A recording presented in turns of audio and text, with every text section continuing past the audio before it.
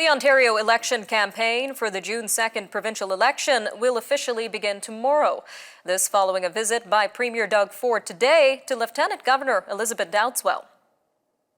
Mr. Ford has asked her to dissolve the legislature, which will allow the writs for the election to be officially signed.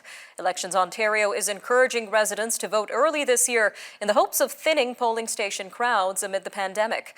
However, face masks won't be required for voters or staff. It also has a new online process to apply for a mail-in ballot for those who want to avoid voting in person. Well, with us now to discuss the Ontario election is Dr. Lydia Miljan, a political science professor at the University of Windsor. She is also the acting director of the Humanities Research Group. Ma'am, welcome to Forum Daily. Nice to be here, Nima.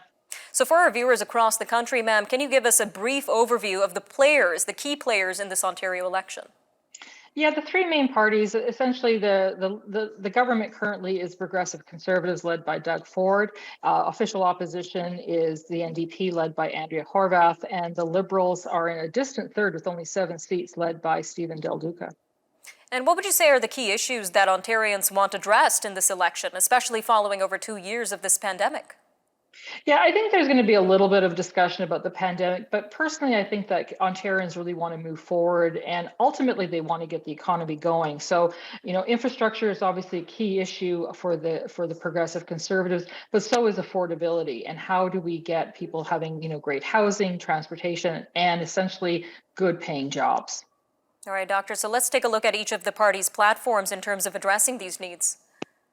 Yeah, so the Conservatives are really focusing on infrastructure, but also jobs. So yesterday, the Premier met with the Prime Minister in Windsor to announce a big investment in the Stellaris plant. And so that's really going to ensure trying to build more jobs and transitioning to a green economy.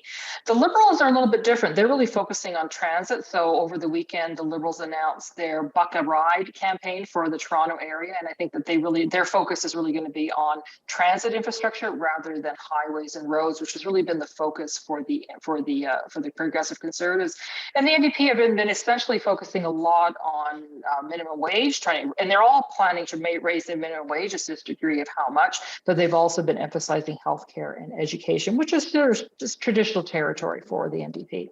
So I guess one of the bigger questions here would be whether these platforms effectively address all the needs of Ontarians. Is there anything missing here, Doctor?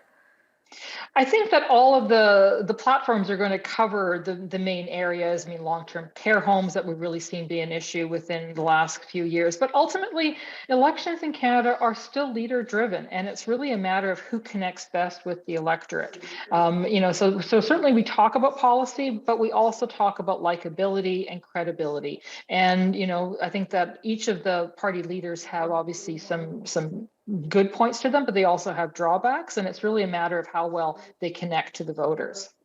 All right. Well, from a broader perspective, how might the Ontario election be important to Canadians outside of the province of Ontario? Well, it's always important when you talk about federalism, the ability for the largest province and also the province with the biggest economic clout to get along with Ottawa. And I think this is a really interesting position because oftentimes we do have, different parties in power at Queen's Park compared to Ottawa.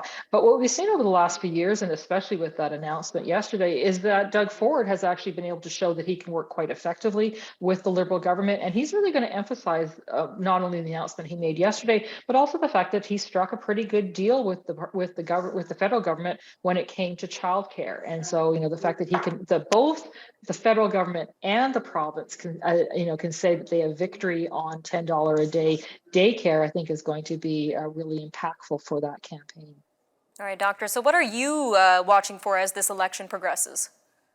Well, as a political watcher, I'm always looking for missteps to see if anybody does any mistakes on the campaign trail. But I think that the big date for us to think about is May 10th, and that's the first leaders debate. I think that's going to really help people not only get to know the different candidates and the different party leaders, but also get a sense of what direction they hope the province will go in the next 4 years. All right, just a quick 30 seconds left here, but what are the various ways that Ontarians can vote in this election? Well, we're still going to do in-person balloting. The only difference here is that we're going to have advanced polls, more advanced polls, and also the ability to apply to do a mail-in ballot. So if you're interested in doing a mail-in ballot, you can apply. The other thing that's kind of interesting is that the Ontario Elections Ontario has put together an app so that you can get information, but you won't be able to vote through that app. So it's still going to be traditional voting. All right, Dr. Lydia Miljan, political science professor at the University of Windsor. Thank you again for joining us today on Forum Daily. My pleasure. Nice to be here. Stay with us. Coming up next, we've got more news from around the world, of course, as Russian forces begin storming the Mariupol steel plant, and the U.S. Supreme Court may be poised to overturn a landmark abortion case. Stay tuned.